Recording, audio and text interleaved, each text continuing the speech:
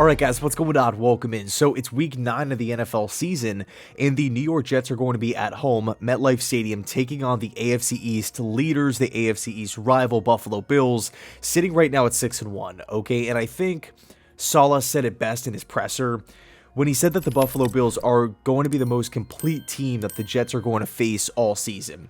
The one thing I absolutely just admire and love about this Bills organization, from the ownership down to the front office, down to the coaches, the schemes, the players, the talent, the culture, they have everything figured out. It doesn't really seem like there's any sort of weak spot, any sort of Achilles heel with this Bills organization. I think they've done a great job of drafting, signing players, and again, establishing that culture. Sean McDermott, what an outstanding hire. I mean, of course you got McDermott there, but even, his staff, Leslie Frazier is the defensive coordinator. Offensively, they lose Brian Daboll, but they don't skip a beat. It's literally one of the best offenses in football again, and it's Ken Dorsey with the promotion. I mean, he's done a great job. The acquisition of Joe Brady as well. I mean, the Buffalo Bills just have so many things figured out, and it really feels like they're on a mission for a ring, and anything less than that, anything short of a Super Bowl championship this season, is a failure. They were so close last year, the whole 13 seconds game against the Kansas City Chiefs, and it really, and from the Bills fans I've talked to, it really just feels like the regular season is just kind of the waiting room, and they're expecting to obviously make the playoffs, but to go on that playoff run. That first playoff game, that's when the season starts. So, I mean, what an absolute luxury it is. But look, it's week 9, okay, and the New York Jets have an opportunity here to bounce back. Disappointing loss last week against the Pats. Super disappointing on numerous fronts. Zach Wilson, overall quarterback production, I felt like at times Mike LaFleur did not do him any favors at all. I also was not pleased with special teams. I felt like the Pats, quite frankly, destroyed the Jets in that aspect of the game. When we look at the missed field goal, when we look at starting field position, I felt like Mac and the Pats offense were consistently living in the middle of the field to start drives, the 35, the 40, the 45, the 50, whereas the Jets were starting from their own 15, their own 20. It was just hard to watch. We gave up one really bad return. The point is, I felt like a lot of the Jets' mistakes, a lot of the negatives that plagued the Jets in that Pats game are fixable, they're correctable.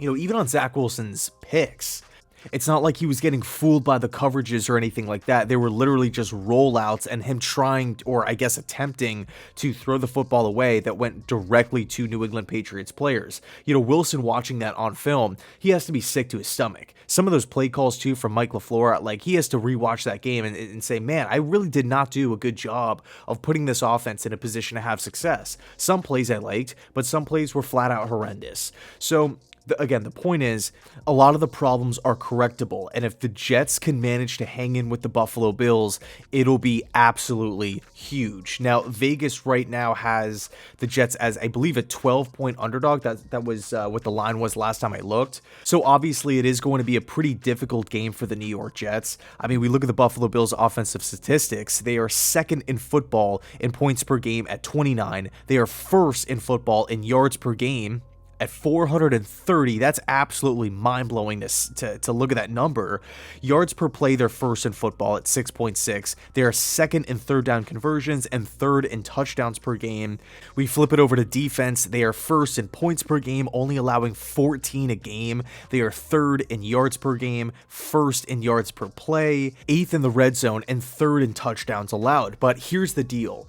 Personally, I think the Bills are the best team in football, but because of that, I'm using this game as a fan of the New York Jets to see how they stack up, again, against the best team in football. If the Jets can hang in and compete, if the Jets could win this game, I think that will completely, think about what the media, think about conversations with your friends, about this Jets squad, if they could pull away with the upset. If it comes down to a late game-winning drive from the Bills where they have to kick a field goal and win, I'm using this game as almost a measuring stick for the rest of the season. Thinking about the wild card. We're at the point where we are thinking about the playoffs here. The playoffs. The Jets are 5-3 with some pretty big wins. They beat the Green Bay Packers in Lambeau. They beat the Broncos in Denver. The Jets are not a bad football team. It's just a couple tweaks here and there, a couple bad play calls throughout the game, a couple of, incompletions or punts, too many penalties. In the case of last week, it was the turnovers that really hurt this Jets squad. I mean, look, if the Jets could just clean up their act and play mistake-free football, and they actually play complementary, the defense and the offense look like they're on the same level, I think the Jets are one of the best teams in the AFC. I really do believe that, considering where some of the other teams are at, like Pittsburgh and Indianapolis. Houston hasn't really taken that step. Jacksonville looks like a better football team, but record-wise, it's just not there. And Cleveland losing a bunch of games. Like, you can say that a lot of teams in the AFC are underachieving, but that's not to take away anything from the Jets. I'm just saying this is a 5-3 football team with a massive opportunity here against the Buffalo Bills to either upset them or see where they stack up against the best team in football. So what can the Jets do to have success in this game? I think offensively, I know the Buffalo Bills are good against stopping the run, but I'm running the football. I think it does a lot for the offense, considering where Zach Wilson is at, maybe mentally, looking at his performance last week. I think the first benefit from running the football, theoretically speaking, you're giving your offense a better chance percentage-wise to have success on a second and medium, a 2nd and 6, a 2nd and 5, 3rd and 3s, 3rd and 2s. So when you're constantly chipping away, you're not only just setting your offense up for a higher percentage of success later on within the drive or within the following plays, but you're taking some of the pressure off of Zach Wilson's shoulders. You're asking him to not make these Herculean types of throws. You're essentially relying on the running game. You're keeping the clock going as well. You're also keeping Josh Allen and that offense at bay. And not to mention, when you're consistently running the football through all 4 quarters, yes, the opposition might have some success early on with stopping the run, but if you stick with it, you're going to be beating down that defensive line. You're going to be wearing those guys down. So once the 4th quarter arrives, then you're kind of hoping for more yards per attempt and more of a chance to where you can break off a big play in the running game. Okay, so I think really that's the name of the game. I don't think it's a smart idea to roll Zach Wilson out there and ask him to throw over 40 times like we saw last week. I just, against this Bills defense, this is a defense with injuries. They are riddled with injuries, and they are still one of the best units in football, arguably the best. So again, I don't want to take a guy coming off a game with multiple INTs here, multiple really, really bad INTs, and say, okay, we need you to throw for 40 times a game to go beat the best team in football. I don't think it's a recipe for success at all. Now, defensively, I want to see this Jets defensive line keep Allen within the pocket and then eventually collapse the pocket. I think Josh Allen's legs are so dangerous when you look at the game from a defensive coordinator's perspective.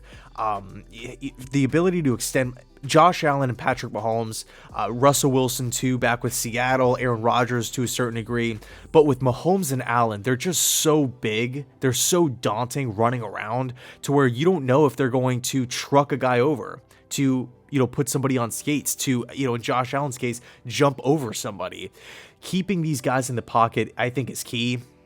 Yes, Allen, yes, this Bills offense will have some success beating teams or beating defenses within the pocket, but I think you just have to force Allen to challenge DJ Reed and Sauce Gardner on the outside. I think schematically speaking, cover 3, cover 4, we shouldn't get beat over the top, right? We shouldn't allow that explosive play down the field, that 50, 60-yard touchdown bomb.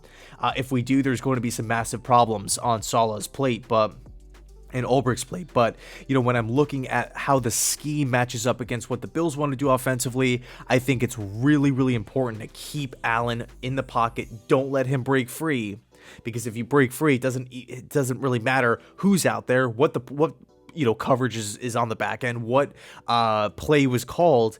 If your quarterback is running around for 6 seconds, he's probably going to find a guy open down the field. So that's what I'm looking for. That's what I'm expecting from this game. Let me know your thoughts down below in the comment section. Thanks so much for watching. I appreciate it. And as always, go Jets.